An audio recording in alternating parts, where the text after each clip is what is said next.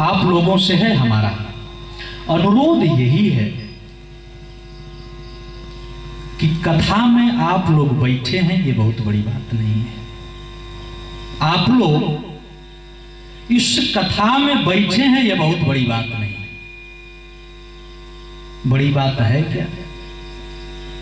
कथा में आकर के कथा को अपने अंदर बैठाना बहुत बड़ी बात है।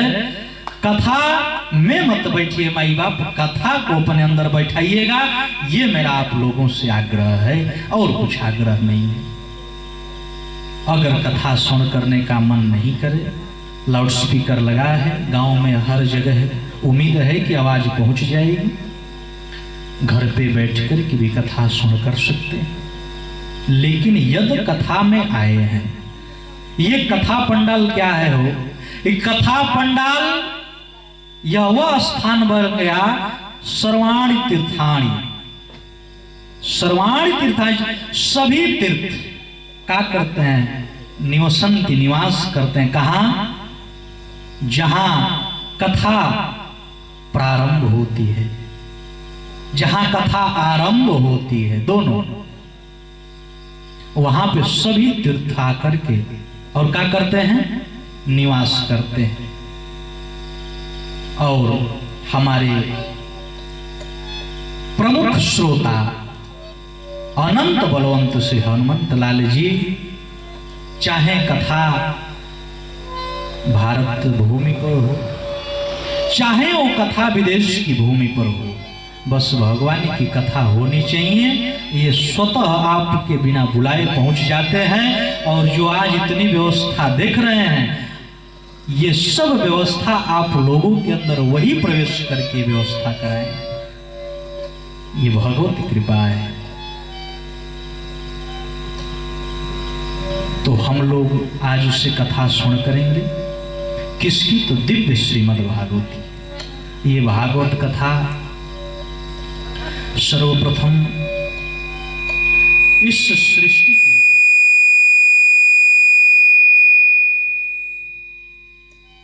ये कथा सृष्टि के रचयिता ब्रह्मा जी को सुनाया गया पहली बार। कौन सुनाया? तो विष्णु जी। श्रीमन नारायण के कमल लाल से ब्रह्मा जी उत्पन्न हुए। तो ब्रह्मा जी जब उत्पन्न हुए, प्रकट हुए, तो इनको कुछ समझ में नहीं आया। चारों दिशाओं में मुख घुमाए, मुंह चार बन गया, मुख चार बन गया। समझ में नहीं आया करूं क्या।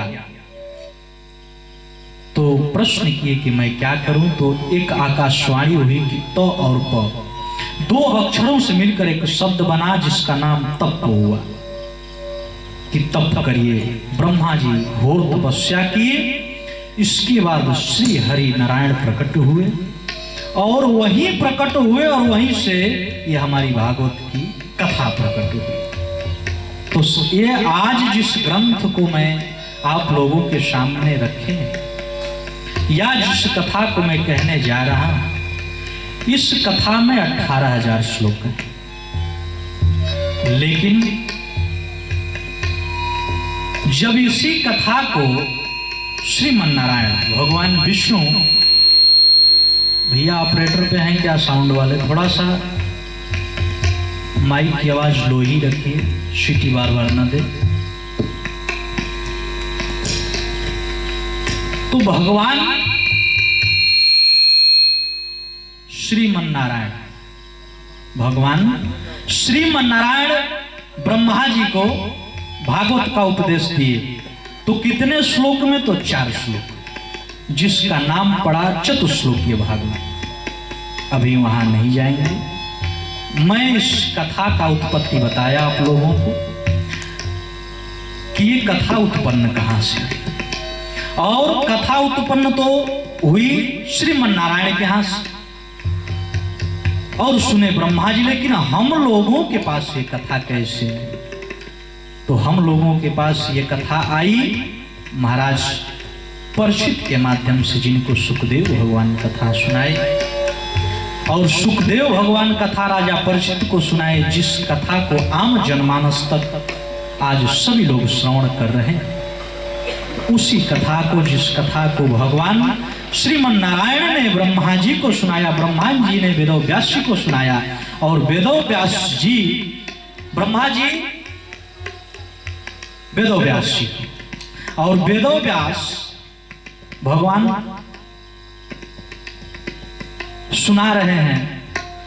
इसमें एक विषय है सुखदेव महाराज, थोड़ा सा मैं उस पर प्रकाश डाल दूं, क्योंकि कथा कहने के लिए नहीं मिलता, इसलिए नहीं मिलता कि कथा का महत्व इतना बड़ा मिल जाता है कि सुखदेव महाराज का आज तक चरित्र वर्णन किए ही नहीं, और उन्हीं का देन है कि हम आप सभी इस कथा को सुन रहे हैं।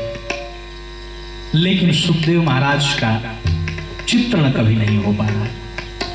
आज थोड़ा सा मैं प्रकाश डालना चाहता हूं कि ये सुखदेव महाराज कौन थे। ये वेदव्यास भगवान के मानस पुत्र हैं सुखदेव जी महाराज। ये जब पैदा हुए, कौन? सुखदेव जी महाराज। तो ये घर छोड़ करके निकल दिए, जैसे पैदा हुए तुरंत घर छोड़ करके निकल दिए। व्यास जी पीछे से चिल्ला रहे हैं, पुत्रे तन्मतया तरुग्ने दुस्तम सर्वभूत हृदय मुनिमान तो अस्मि। वेदव्यास जी चिल्ला रहे हैं, पुत्र पुत्र। तो वेदव्यास जी के इस करुण वचन को सुन करके तरो अभिनेदु वृक्ष बोले कि हे व्यास जी, आप जिनको अपना पुत्र मान रहे हैं, शायद आप नहीं जानते कि वो कौन है। वो साक्षात भगवान विष्णु की ही अवतार। ये कथा मैं आप लोगों को तृतीय दिवस में सुनाऊंगा कि सुखदेव महाराज भी अंश अवतार हैं किसके? भगवान विष्णु। ऐसे सुखदेव जी महाराज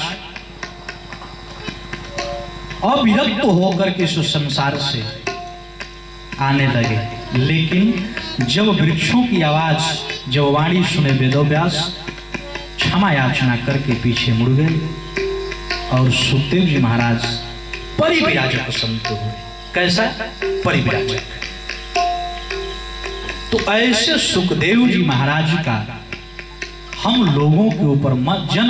देखिए, मैं ये बार ये बात क्यों कह रहा हूं कि हम लोग बहुत बड़भागी हैं, परम सौभाग्य की बात है। इस बात को मैं क्यों कह रहा हूं? इसलिए कह रहा हूं कि ये कथा सुराणाम अपि दुर्लभ, ये कथा देवताओं के लिए भी दुर्लभ है। एक बार जब भगवान त्रेता युग में आए थे, उस समय अपनी लीला समाप्त की। समाप्त के बाद भगवान परम धाम साकेत को जाने लगे। हनुमान जी महाराज उसी सभा में बैठे थे। कथा की महिमा बता रहा हूं कि कथा की महिमा क्या है। जिस कथा में आप बैठे हैं, ये कथा है क्या? ऐसा नहीं है। आप लोग यहां पे ही नहीं, जहां कहीं भी कथा हो, जिस स्थान पे कथा हो, माई बाप एकाग्र है आप लोगों से 1 घंटा 2 घंटा 10 मिनट के लिए ही समय मिले अवश्य जाएं। क्यों? सुनिए। तो भगवान राम जब साकेत धाम को जाने लगे तो पूरी वानरी सेना को साथ लेकर के जाने लगे। भाई चलो परम धाम को चलो।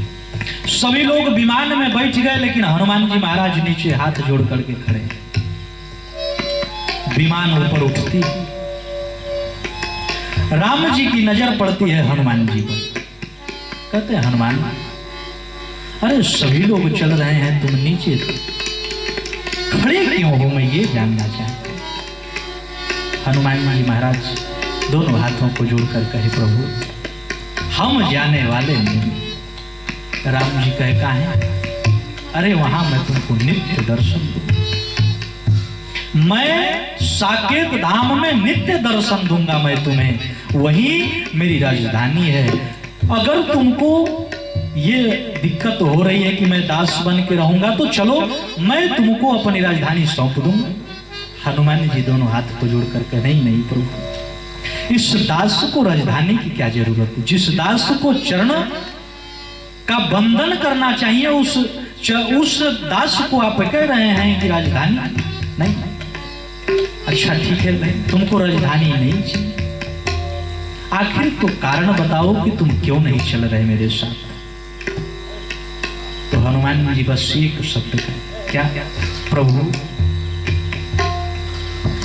मैं साकेत धाम अवश्य चलता, लेकिन एक चीज की कमी।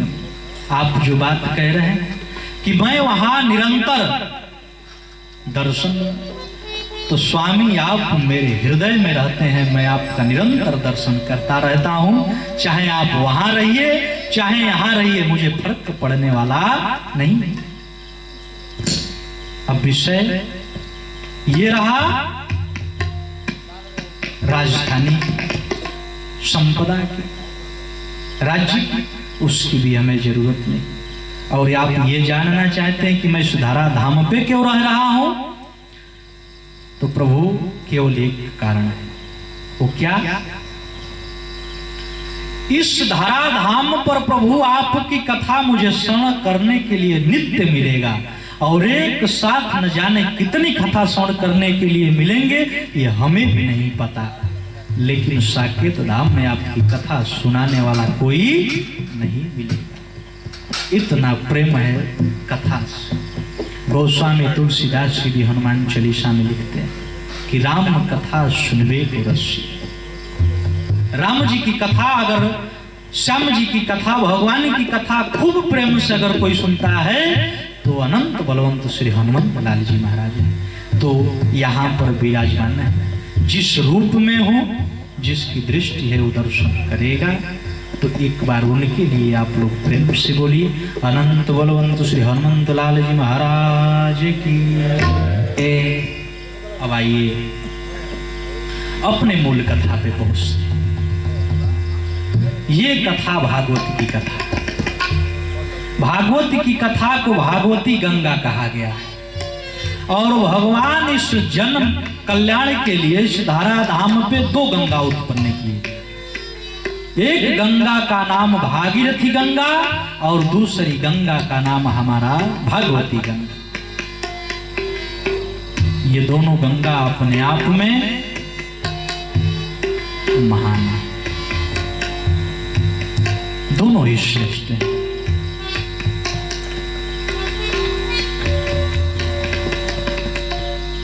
अब विषय ये आता है कि ये जो भागवती गंगा है और एक वो जो भागीरथी गंगा, इन दोनों में महाराज अंतर क्या है? जैसे गोस्वामी तुलसीदास जी से कोई पूछा कि महाराज ये बताइए कि राम और राम के नाम में बड़ा और छोटा कौन? तो चरितार्थ कि राम न सकहि नाम गुण गाए। राम को बड़ा न बता करके राम की महिमा, राम की नाम की महिमा को बड़ा कहा। कौन? परम श्रद्धेय स्वामी संत श्री गोस्वामी तुलसीदास जी महाराज। किसको महान बताते हैं? तो राम जी की नाम की महिमा। तो जब ये भागीरथी गंगा और भागवती गंगा दो धाराएं चल रही हैं इस धराधाम पे, तो दोनों में सुलभ कौन है और सर्वश्रेष्ठ कौन है? थोड़ा सा इस पर विचार किया जाए। एक भागीरथी गंगा कहा जाता है, हमारे वेद भगवान कहते हैं कि जो अपने घर पे बैठ करके और मन ही मन संकल्प कर ले, का केवल संकल्प कर ले हो कि हे मां गंगा, मैं आप में स्नान करना चाहता हूं, तो वेद भगवान कहते हैं कि केवल संकल्प मात्र से, केवल संकल्प मात्र से उसके कई जन्मों के पाप कट जाते हैं। जो स्नान करेगा उसकी तो कोई बात नहीं। वेद भगवान खूब महिमा गाए हैं किसकी? तो भागीरथी गंगा की। और भागवती गंगा की महिमा तो हम गाने के लिए बैठे हैं, अब गाएंगे साथ ही। तो ये जो भागवती गंगा है और वो भागीरथी गंगा है, अंतर यही है कि ये जो भागवती गंगा है ये सुलभ है। सुलभ कैसे? ये ऐसी गंगा है मेरे माई बाप कि आप जहां चाहो वहां बहा सकते हो, जिस क्षेत्र में चाहो, जिस गांव में चाहो, जिस घर में चाहो, जिस शहर में चाहो, जिस दिल में चाहो, उस दिल में ये गंगा बहने लगेगी। लेकिन भागीरथी गंगा को आप जहां चाहे वहां नहीं ले जा सकते। भागीरथी गंगा में स्नान के लिए आपको जाना पड़ेगा, लेकिन भागवती गंगा में कहीं नहीं जाना है, वो अपने गांव में आ गई। इस बलेथा गांव में ही आ गई है भागवती गंगा। काहे लिए? तो जन कल्याण के लिए। कथा है तो कल्याण होगी। मैंने जो आग्रह किया, कथा कभी भी राम और श्याम के लिए हो, कथा कभी भी राम और श्याम के लिए हो, कथा दाम के लिए न हो, तो कथा सुनाने वाले को भी फल प्राप्त हो जाता है और कथा सुनने वाले को भी फल प्राप्त हो जाता है। क्यों? क्योंकि इसमें कोई स्वार्थ नहीं होता। मैं ये कथा आप लोगों को आज सुना रहा हूं, इसमें मेरा किंचित मात्र कोई स्वार्थ नहीं। स्वार्थ बस इतना है कि यदि इस व्यास मंच पर बैठ करके, इस गद्दी पर बैठ करके मैं आपको कथा सुनाऊं, तो आप कथा को सुन करके अपने हृदय में बैठा करके मेरा नहीं अपना कल्याण करें। बस यही हमारा यहां आने का उद्देश्य है और कोई उद्देश्य नहीं।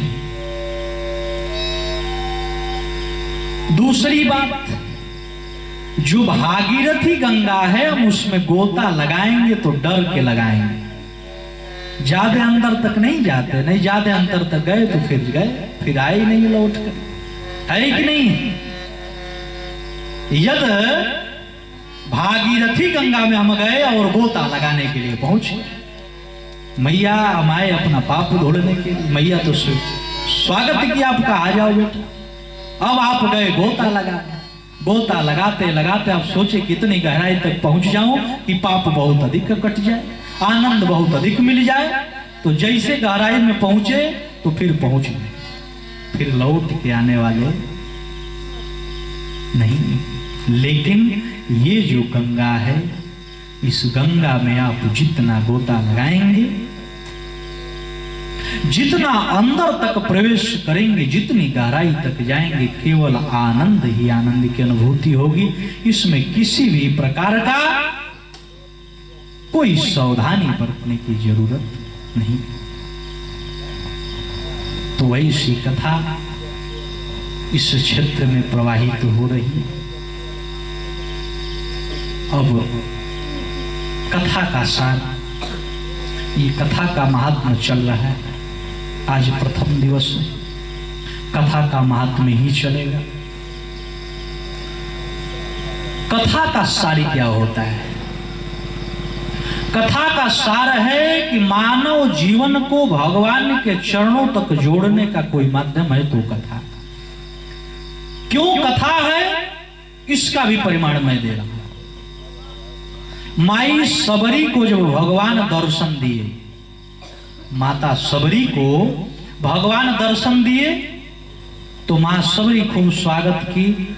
और जो भगवान जाने लगे तो मां सबरी एक प्रश्न की भगवान से कि प्रभु, मैं ये जानना चाहती हूं कि मैं बालिका से वृद्ध हो गई, मैं बालिका से वृद्ध हो गई, कहां? तो केवल आपके भजन में। आ सड़िया छाई पड़िया पंथ निहार में, प्रभु आपके राहों को देखते देखते मेरे आंखों पे छाई पड़ गई। भगवान कहे क्या पूछना चाहती हो माई, बताओ। तो मां सबरी कहती हैं कि प्रभु मैं यही पूछना चाहता हूं कि आपकी भक्ति ये जीव कैसे करे। मैं आपसे भक्ति के बारे में पूछना चाहता हूं। भगवान कहे कि आपको भक्ति, अरे जो खुद भक्ति का स्वरूप है वो हमसे भक्ति पूछ रही। सबरी मैया को भगवान भी माँ का उपमा दिए। इसलिए कहा जाता है भगवान करुणा निधान है। क्या है? करुणा निधान है। बहुत सुंदर प्यारा सा भजन है, ये 2 मिनट गुनगुनाएंगे। भगवान करुणा निधान क्यों है, कैसे करुणा करते हैं, और दिन से दिन पर ये कथा ऐसी कथा है जिसमें प्रमाण मिल जाता है आपको कि राक्षस से लेकर के मनुष्य योनि तक लेकर के, और मनुष्य योनियों में बड़े से बड़े से लेकर के और छोटे से छोटे तक को ये कथा तार दी है।